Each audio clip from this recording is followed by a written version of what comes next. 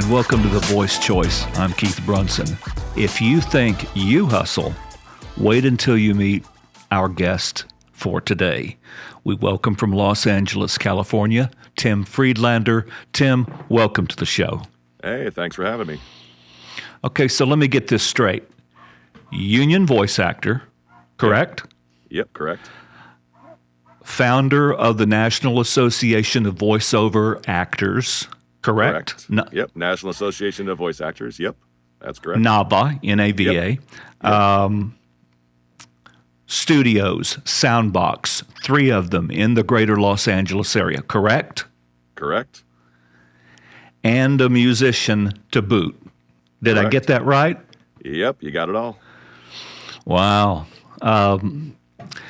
No sloughing off on your part. Let's take a listen now to your demo tape, and we will come back. But here's a listen to what Tim sounds like right now. At Advance Auto Parts, we don't just sell you a few cans of oil.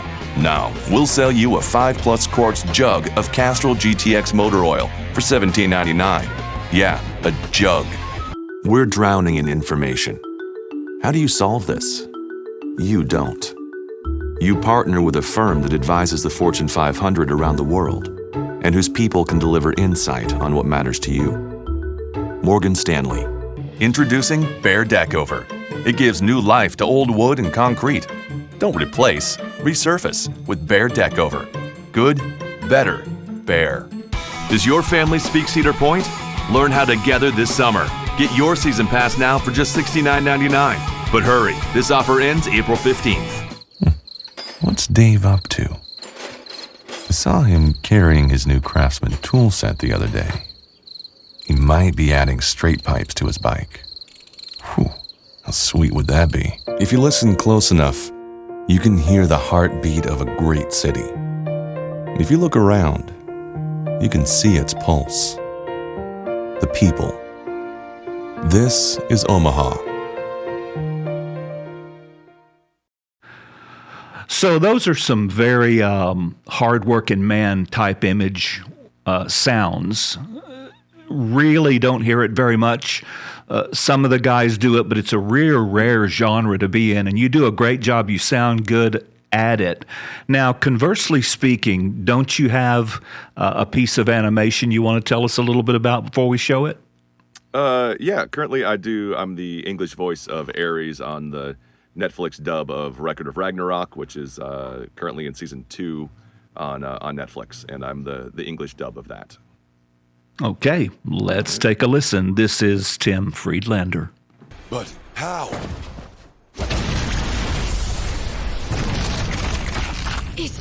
Is that Alcides? I know that power. How dare you talk back to a god, human! You'll pay! No, you fools, stop!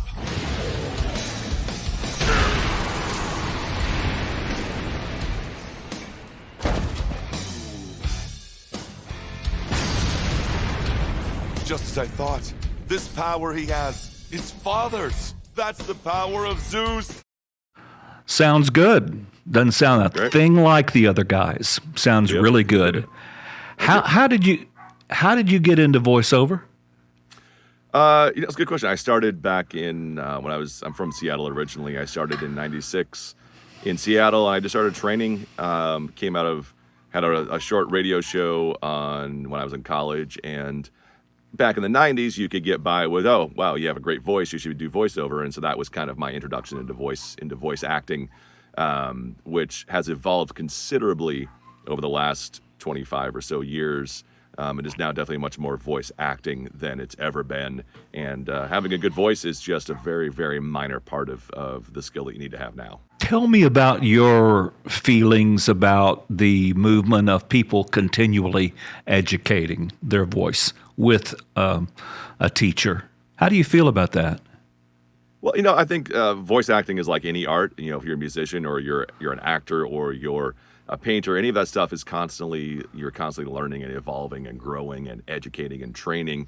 And I think there is this constant need to work with somebody and stay current and stay educated along the same lines. It's also easy to fall into that trap of spending all of your time training and never feeling that you're ready. So you have to find that balance of being willing to go out and do the work while also being willing to continue learning. And that's continuing education that I think is valuable for anybody in any field throughout life. You can always grow and get better at everything that you do. And on that note, let's take a real quick 30-second break for our sponsor, The Voice Shop in New York City, voiceshopcoaching.com. And here's that announcement. We'll be back in 30. The Voice Shop is a proud sponsor of the Voice Choice Vodcast, where you get to see and hear the inspirational talent behind the microphone. Shift your voice into high gear with professional training and coaching at The Voice Shop. You can save $20 off any purchase with promo code CHOICE at checkout. Visit us at voiceshopcoaching.com.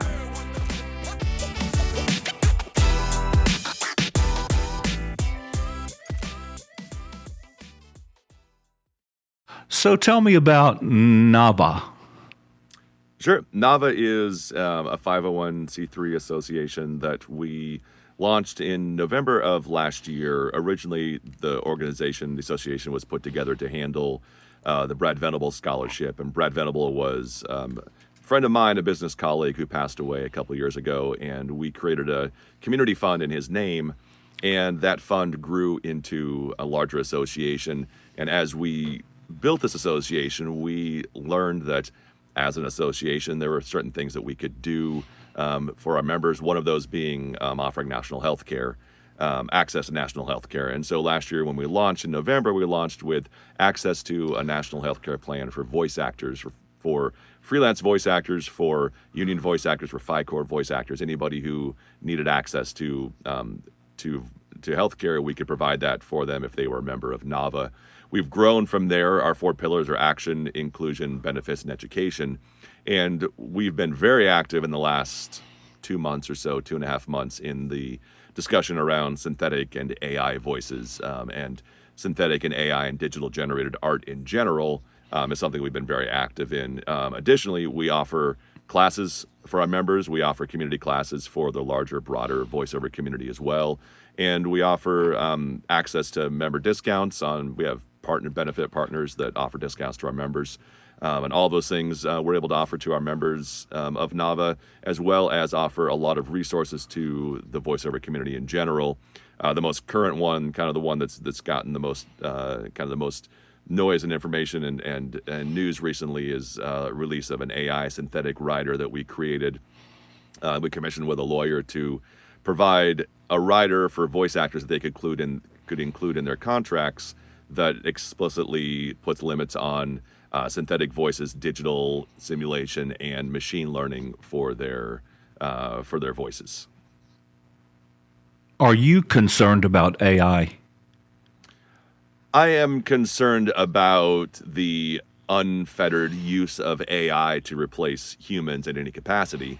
I'm not necessarily concerned about AI as AI or synthetic in general. I think the biggest concern is that there is no current regulation that controls the use or creation or proliferation of synthetic and digital versions of art.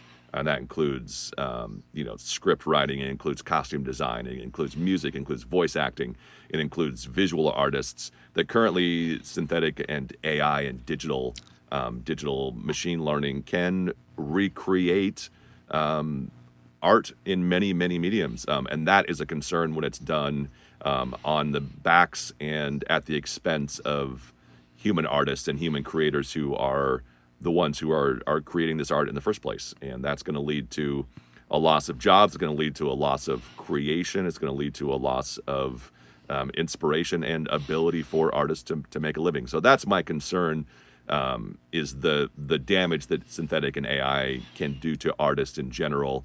But the technology itself has a lot of really amazing applications and some potential to do a lot of great things for the world, if that's the path that we're able to go down with this technology. I relate to you because yesterday a friend of mine in voiceover said, I've got a guy you need to hear. I listened to him. He said he's in 75 markets. And then when I went through my avenue of the computer, I was able to discover it was one guy that was AI that wasn't real. So this relates to exactly what you're talking about, right? Yep. Yep. Absolutely. And that comes, and that's at the expense of, you from a producer or a buyer, from consumers. If we don't have this authentic, with this honest knowledge about what it is that we're interacting with or creating from or purchasing, in this case, you could have been paying a voice actor that ended up not being a real voice actor. True. Very true. Tell me about Soundbox. 3 studios in LA? 3?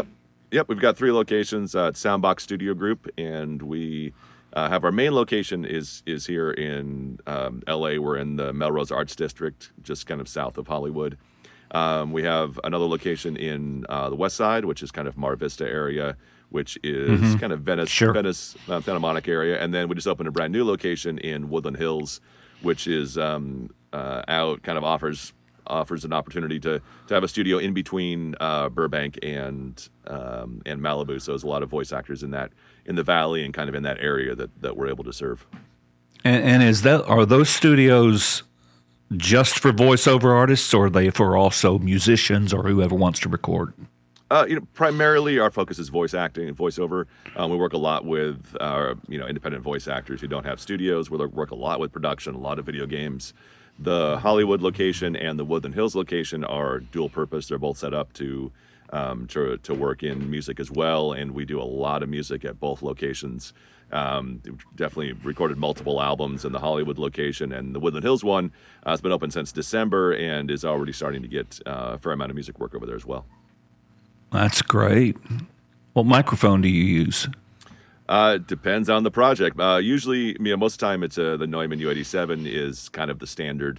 When you're talking about video game work, the Sennheiser 416 is definitely the standard if you're talking about promo work. But a lot of people use the 416 for everything. It was my go-to mic for years. It's the mic that I travel with when I'm on the road, and I do a ton of work on that 416. I got you. Well, on that note, let's take a break with our sponsor, Shure Microphones. We'll be back in 30 seconds with Tim Friedlander. This segment of The Voice Choice is sponsored by Shure. And this is the voice of God. Actually, I'm not God at all. I'm Eric Holloway, a voice actor. And when I want to sound my very best, I depend on Shure Microphone. It delivers the sound I want. So, how am I doing?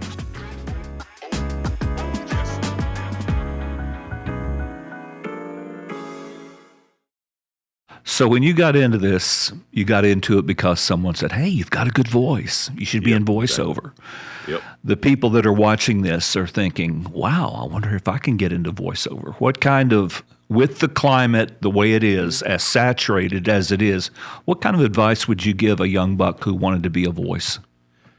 It's kind of a catch-22. While it is massively oversaturated, there's also more work now than there's ever been. We have massive digital outlets, streaming services, so many other places that are calling for voiceover, and also a much broader acceptance and willingness to work with voices that are not your traditional voiceover sounding voice. And the biggest thing right now is that the biggest part of being a voice actor is the acting part of this. If you bring that acting to it, the voice to a certain extent is almost secondary.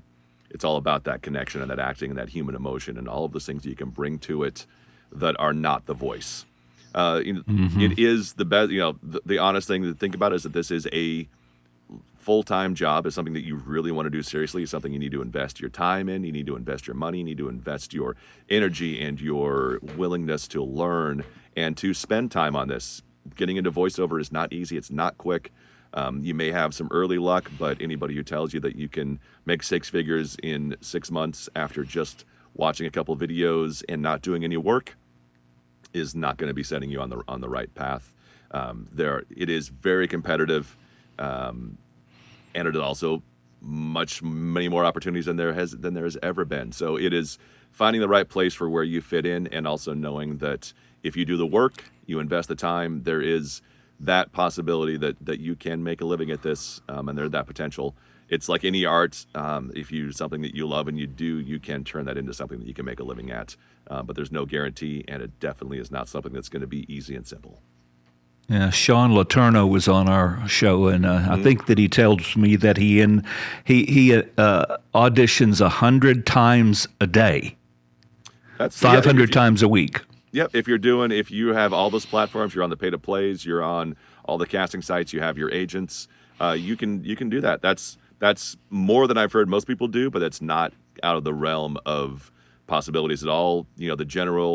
The general consensus or the thought that we throw around is that, between 150 to 200 auditions per booking. So theoretically, hopefully, if you're doing those kinds of numbers, you're booking a couple times a week, possibly more, hopefully more if you can. But a lot of people, don't actually, especially when you're first starting out, you don't have access to those 100, 150 or 200 jobs. So you're going to do 10 or 20 and not book something and be frustrated without putting into perspective the understanding that it's going to take you a couple hundred auditions before you book something, or before you start booking regularly, or before you start making a living at this. And then as you get better and you improve and people hear you, those numbers go down. But still, even, full-time voice actors are not booking, 5 out of the 10 jobs. They're booking, 5 out of 100 or, 5 out of 150 or so. So, it's a lot of work. It's a lot of work, and it's a lot of time spent auditioning. Most of voiceover is spent auditioning and looking for that work. And when you book the job, that's the bonus. But the work is doing the auditions and looking for the jobs. Before we go, tell me, when was your breakthrough? When did you suddenly realize, I can do this, I'm going to do this, and I'm going to be really good at it? What happened? It was around 2015, 2016, and it was immersing myself into the community. I had spent a lot of time trying to figure out how to do voiceover on my own. Is something that I discovered that I couldn't do it. And when I found a community and I found other people who were doing what I was doing, it made it a lot easier for me to continue doing this. And I made some connections. I entered a promo competition and won that competition in 2015. And in 2016, was offered a narration job on the History Channel, which turned into a 5-year job for a TV show on the History Channel. And that kind of became the beginning of that. And part of it for me personally was when I stopped trying to be everything and realized that I couldn't audition for everything, but I couldn't book everything. And I'm not right for every job. And I figured out where my niche was and where I was very competitive and where I could be the best person for that job. And those are the jobs that I go after. Those are the jobs that I audition for. And I know that I can't be everything. And once I realized and discovered that I can't do everything, my bookings went up and my ability to find work became much easier. Well, I am glad that it is working out for you, and I appreciate you doing this for us today here, Tim. Yeah, thank you. So we will be listening, and thanks so much once again for joining us. Awesome. Well, thank you for having me, Keith. It was great. See you later. Awesome. See you. Bye.